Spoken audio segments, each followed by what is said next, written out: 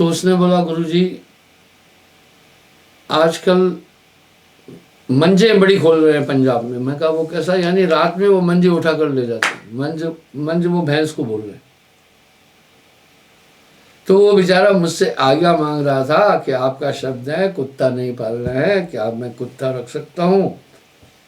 वो इतने तरीके से मंज को ले जाते हैं, कुछ ऐसा खिलाएंगे वो बस उनके पीछे पीछे चल पड़ती है, बोलती भी नहीं है, मालिक को पता नहीं चलेगा। पता है मैंने क्या कहा? हाँ पालना। एक साहब ने एक शब्द बोला है ना, कहीं कहीं तो आपको थोड़ा विचार करना पड़ता है। साहब ने एक बार बोला, कहीं मारे मर्द कहीं भागे मर्द। हाँ सब चीज बोल दिया भाई। अगर किसी दुर्बल को कोई मार रहा है, सता रहा है, उसको बचाया आपने, उसको घसीटा और परे किया, वो मर्दानगी है। अभी कह रहे हैं कहीं भागे मर्द, ये क्या मसला है? जो भाग जाए वो भी मर्द है।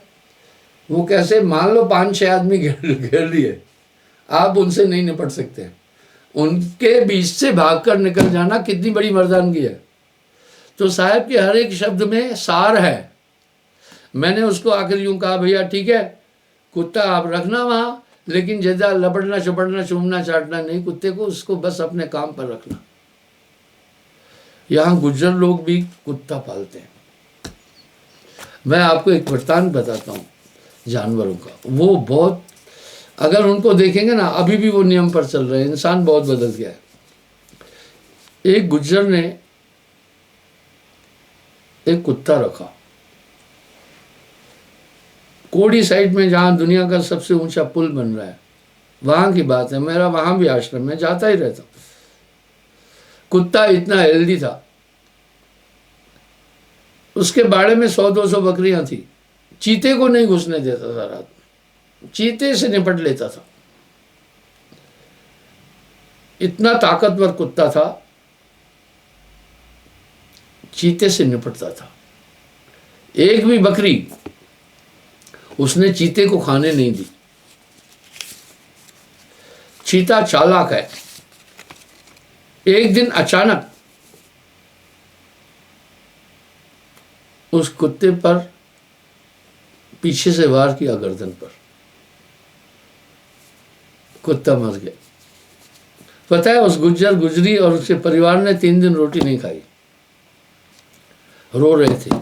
पशु बड़े निष्पक्ष है, इसलिए भैया मत सता किसी को जालिम, मत किसी की आहले, दिल के दुख जाने से हर्ष भी हिल जाते हैं। दुर्बल के पास बहुत बड़ा हथियार है। लड़ना तो चाहिए ही नहीं ना, जीतने में भी नुकसान है, हारने में भी नुकसान है। दुर्बल को सताया तो उसके पास बहुत बड़ा बम है, ऐसा बम एटम बम भी नहीं है। अब साहब वो दुर्बल का बम बता रहे हैं।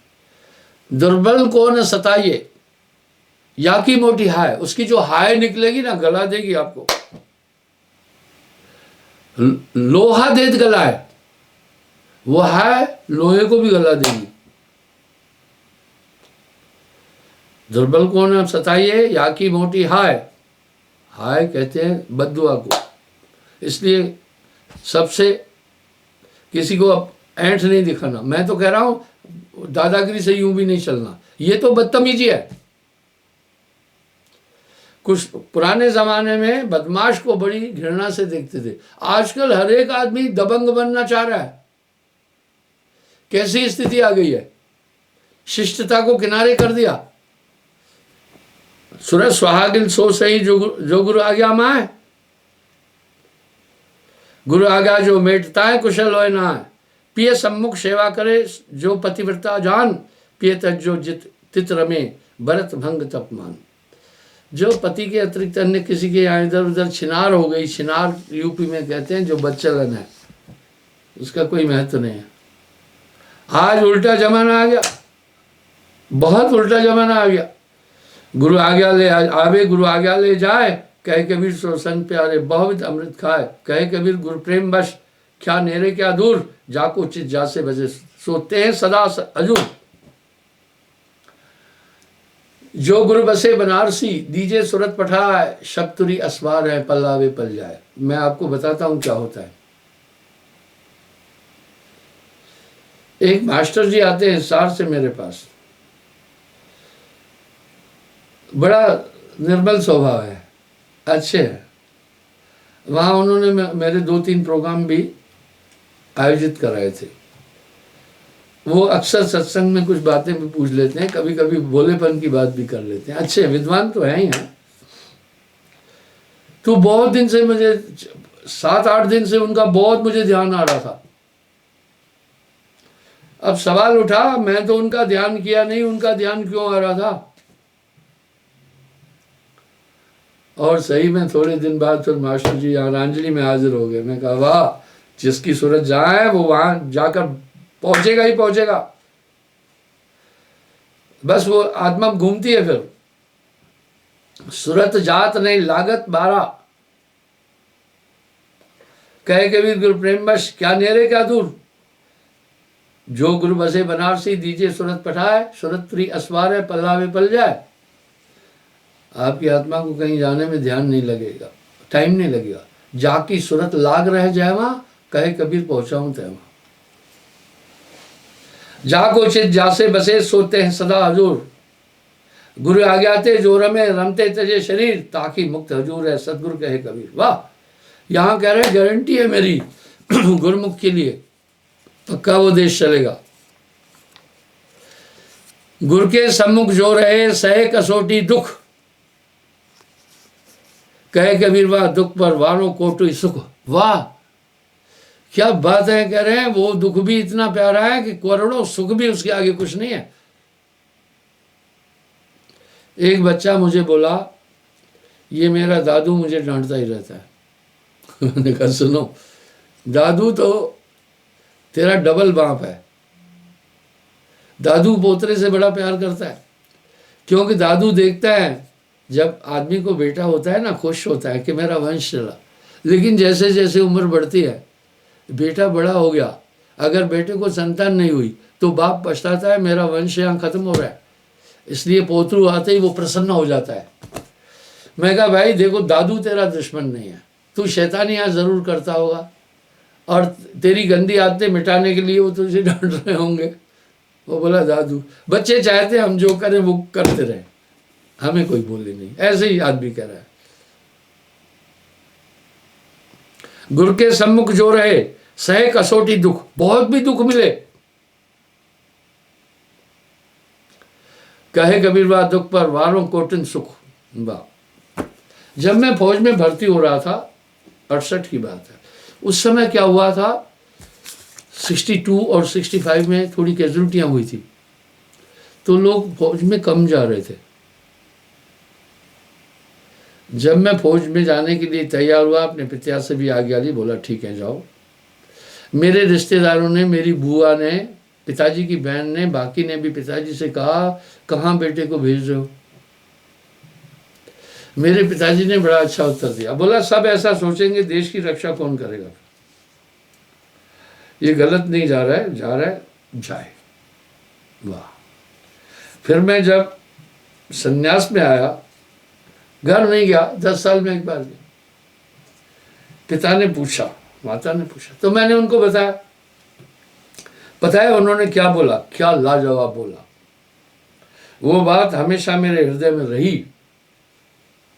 कहा सुनो, मेरे 6 बेटे हैं, लेकिन बेटे तू सबसे ज्यादा प्रिय तू है। कोई बात नहीं, तू अगर संन्यास में जा रहा है जा, गुरु के पास रहता है जा।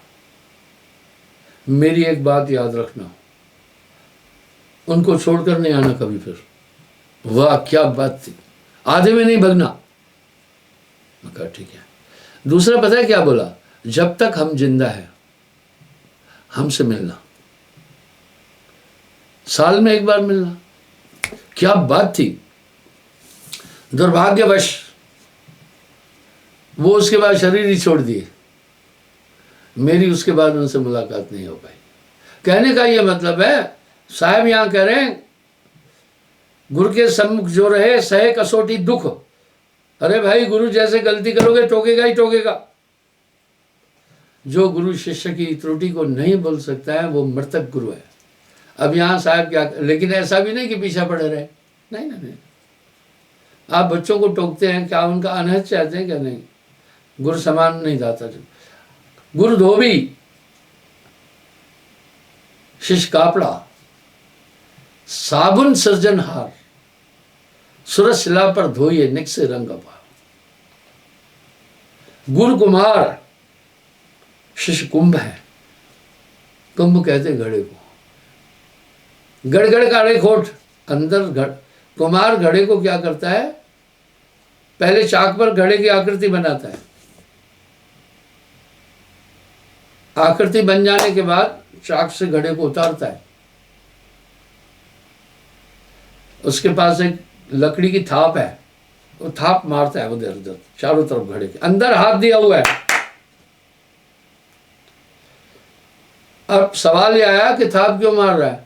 कहीं इसमें कंकड़ तो नहीं रह गया कोई? अगर कंकड़ रह गया है तो भट्टी में देने पर घड़ा वहीं से चटकेगा। ऊपर से तो लग रहा है कि वो मार रहा है थापी से, लेकिन अंतर हाथ सहार कर ऊपर मारे चोट। सदगुरु ऐसा कीजिए, गड़गड़ काड़े खोट, अंतर हाथ सहार कर ऊपर मारे चोट। शिष्य क्या कह रहा है? मेरी खोट भी रहने दे, अपनी कृपा करना। नहीं बनेगा ऐसा। ये तो वैसा ही हुआ। ये उदाहरण भी मैं कई बार दिया हूं। बचपन में मेरे पैर में फुंसी हो गई। बच्चे लोग अनाप शनाप खा लेते हैं, तो बहुत दर्द हुआ। बच्चों को दर्द भी ज्यादा होता है, उनकी कैपेसिटी कमजोर है। मेरी माँ मुझे गोद में उठाकर डॉक्टर के पास ले गई। मेरी उम्र 3-4 साल थी, पर मुझे याद है डॉक्टर साहब ने देखा,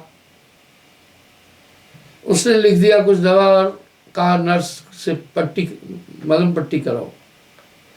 जब मेरी माँ नर्स के पास ले गई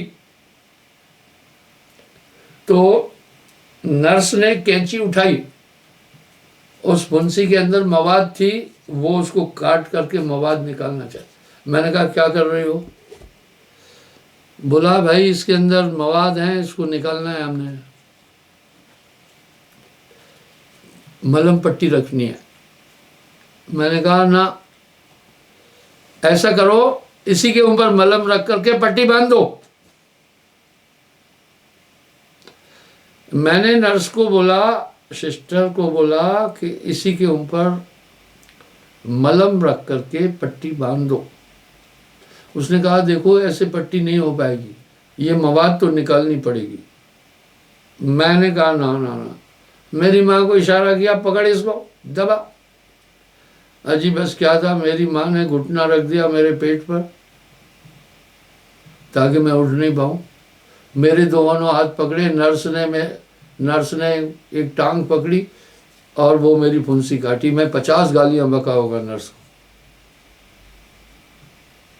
बच्चे गाली भी बकते हैं, वो आपस में खेलते हैं, सुनते हैं। वो मुस्कुराती रही। बाद में आप भी ऐसा ही करते हैं।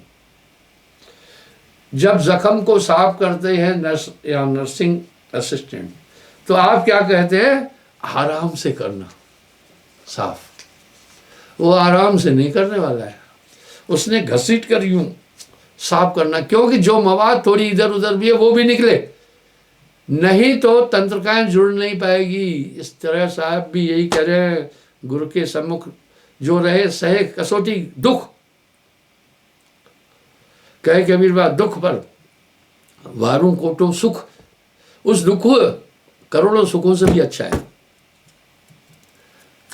गुरु झिड़के, गुरु मारे, गुरु पार उतारन हारा। नानक देव जी भी कह रहे हैं। सदगुरु अधम उदाहरण, दया सिंधु गुरु नाम, गुरु बिन कोई ना तर सके किया जब अल्लाह राम। गुरु बिन भवनिधि तरह न कोई, जो बिरंच शंकर समोई। अभी यहाँ कुछ लोग आश्रम में रहने आते, कहते सेवा कर। उनके मंतव्य को समझता हूँ। अब वो कुछ चोरी भी कर लेते हैं और कुछ थोड़े से चरित्र से भी कमज़ोर होते हैं, तो यहाँ की शुद्धता बनाए रखने के लिए सख्त कदम तो उठाना ही पड़ेगा। किसी का नाम नहीं लेता हूँ। कुछ दिन पहले एक सेवादार ने एक आदमी का मोबाइल उठा लिया वो बेचारा बोल भी रहा था, इसने उठाया। चलो कोई बात नहीं है। बाद में वो मोबाइल पकड़ा गया और उसी ने उठाया था। कहने का मतलब है फिर ताड़ना नहीं दी जाएगी तो कैसे काम चलेगा। गुरु कुम्हार गुरु शिष्य है, गड़गड़ काढ़े खोट, अंतर हाथ सहार कर उन पर मारे चोट। गुरु मुक्तावे जीव को 84 फन छोड़, मुक्त परवाना दे जो यम से तिनका तोड़। हाँ, मुक्ति परवाना यानी टिकट देता है मोक्ष की। नाम मिला तो सब मिला, अंतर रहा न हेत, मनसा वाचा कर्मना साहेब सदगुरु एक। वेद पुराण साधगुरु सबन कहा निज बात, गुरते अधिक न दूसरा क्या हरि क्या पित मात। हाँ, कह रहे हैं वेद पुराण सब गाकर एक बात कह रहे हैं, गवाही दे रहे हैं। वेद पुराण साधगुरु सबन कही निज बात, अपनी बात में कहा है गुरु से अधिक न दूसरा क्या हरि क्या पित मात। क्या परमात्मा क्या पित माता, क्या साहिब के दोहे हैं। ताते शब्द विवेक कर, कीजिए सो साज, जयमित गुरु से प्रीत रहे सोई, कीजिए सोई काज। दासापन क्या चीज है। इब्राहिम अदम एक बहुत बड़ा बादशाह था। उस जमाने में गुलाम प्रथाएं थी, दास दासियों की प्रथा थी। क्या था, छोटे छोटे राज्य थे, डाकू लोग आते थे, गांव में डाका डाल करके पैसा लूटते थे और जवान लड़कियों को और लड़कों को बंधक बना कर ले जाते थे और बाद में उनकी नीलामी होती थी। कहते नहीं तुम्हारे बाप का गुलाम हूं क्या, वो गुलाम प्रथा थी पहले। अदम शाह ने भी अपने मंत्री को कहा मुझे एक दास की जरूरत है, खरीद के लाओ। कहते नहीं कि आपके बाप ने खरीदा क्या मुझे, पहले मनुष्य बिकते थे। अरे बिकते तो अभी भी है। मैं अभी किसी जगह का नाम लूंगा तो शायद वहां के लोग दुखी हो जाएंगे। अभी भी एक देश है जहां से लड़कियां बिकती हैं, गरीब देश हैं और 2-2 4-4 लड़कियां होती है, एक लड़की बेच देते हैं। फिर वो लड़की को जो बेच दिया उससे वेश्यालय पर काम कराते हैं।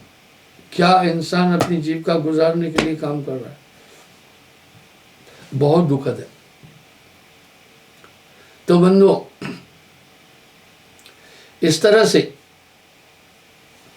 आगे साहब बोल रहे हैं, जहमत गुरु से प्रीत रख। तो अदम शाह ने कहा भाई एक दास मेरे लिए। अब यहां साहब कह रहे हैं जिस तरह से वो प्रीत हो वो काम करना। एक दास को लेके आए खरीद कर। अदम शाह ने उससे पूछा तुम्हारा क्या नाम है। बोला मेरा कोई नाम नहीं है, जिस नाम से तुम पुकारोगे वही मेरा नाम होगा। तुम क्या खाना पसंद करते हो। बोला मेरी कोई पसंद नहीं, जो दोगे वही खा लूंगा। बोला तुम क्या पहनना पसंद करते हो। बोला जो दोगे मैं वही पहन लूंगा। बोला तुम्हारा खास शौक क्या है। अदम शाह बड़े ज्ञानी थे, बहुत सूफी फकीर हुए। बोला मेरा कोई शौक नहीं है, जो शौक आप कहोगे वही अपना लूंगा। बोला तुम्हारी क्या इच्छा है। बोला दास की कोई इच्छा नहीं होती है, मेरी कोई इच्छा नहीं, जो तुम्हारी इच्छा है वही मेरी इच्छा होगी। अदम शाह को वैराग्य हो गया। विचार किया इस तरह मैं भी तो परमात्मा का दास ही हूं, फिर अपनी इच्छाएं कैसी। वो तख्त को छोड़कर अदम शाह उस गुलाम के कारण से फकीर बना था।